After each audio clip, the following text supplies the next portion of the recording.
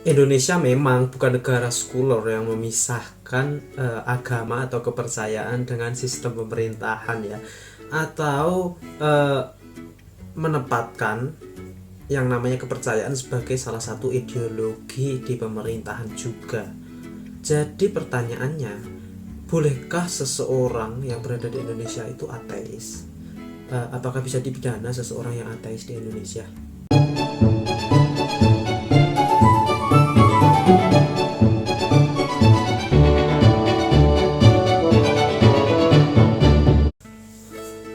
Kalian semua pasti sering banget mendengar kata-kata ateis, entah di film, entah teman kalian bilang seperti itu.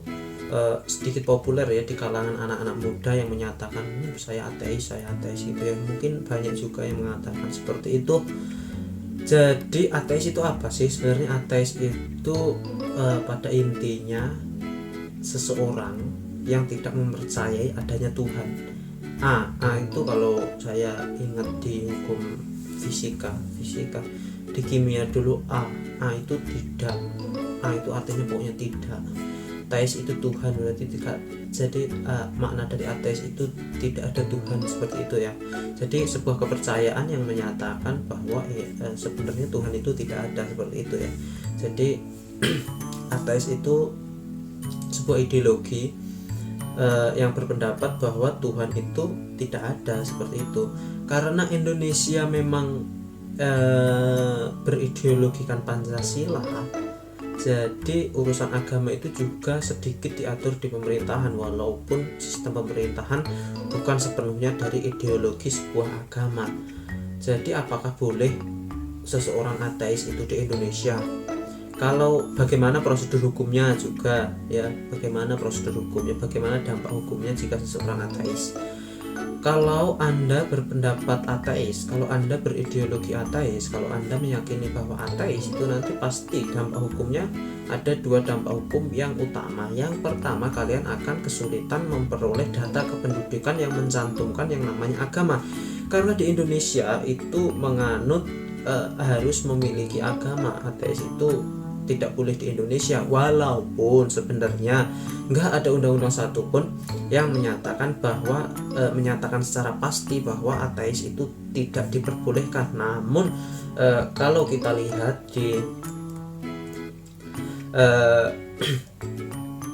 pasal 61 dan 64 Undang-Undang 23 tahun 2006 tentang administrasi kependudukan, di situ kan pada saat mengurusi administrasi kependudukan harus dilampirkan yang namanya agama, karena agama itu di negara kita dianggap penting. Jadi di KTP kalian kenapa ada agama, kenapa harus disebutkan agama?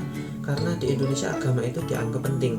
Juga nanti dampak hukumnya ketika seseorang hendak melangsungkan perkawinan, karena di undang-undang perkawinan kita yang kita anut, yang dianut di Indonesia, di situ menyatakan bahwa perkawinan yang sah itu jika dilakukan berdasarkan kepercayaan masing-masing. Maksud kepercayaan di sini yaitu agama masing-masing pihak.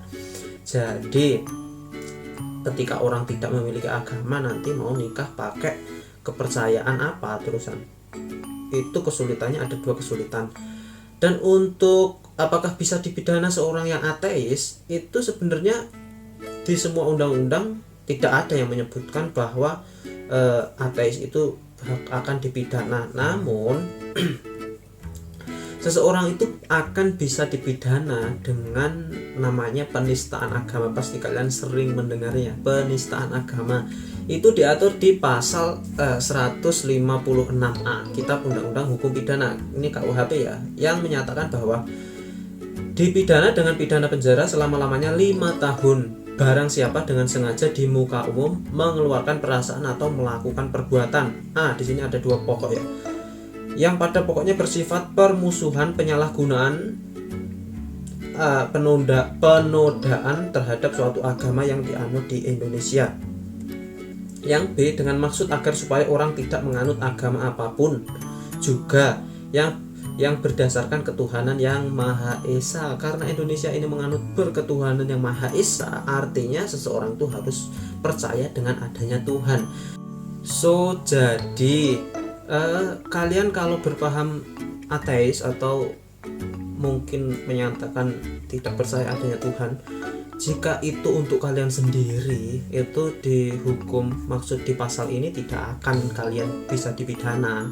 Namun ketika kalian membujuk orang, mempromosikan, mengumumkan di depan umum, di depan khalayak umum, menyatakan bahwa agama ini, menyatakan adanya agama baru, atau menyatakan tidak ada agama, menyatakan tidak ada Tuhan, itu bisa terjerat pasal 156A Kitab Undang-Undang Hukum Pidana itu tadi.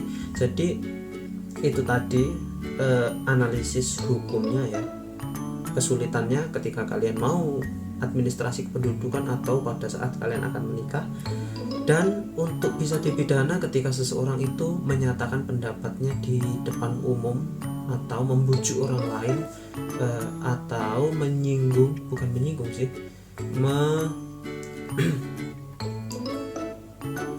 atau membujuk orang lain ya. Jadi membujuk orang lain agar tidak menganut suatu agama, itu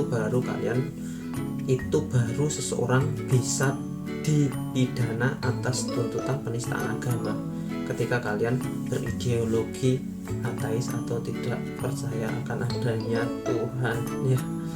Jadi itu sedikit dari saya ya, dan semoga bermanfaat seperti biasa ya. Terima kasih.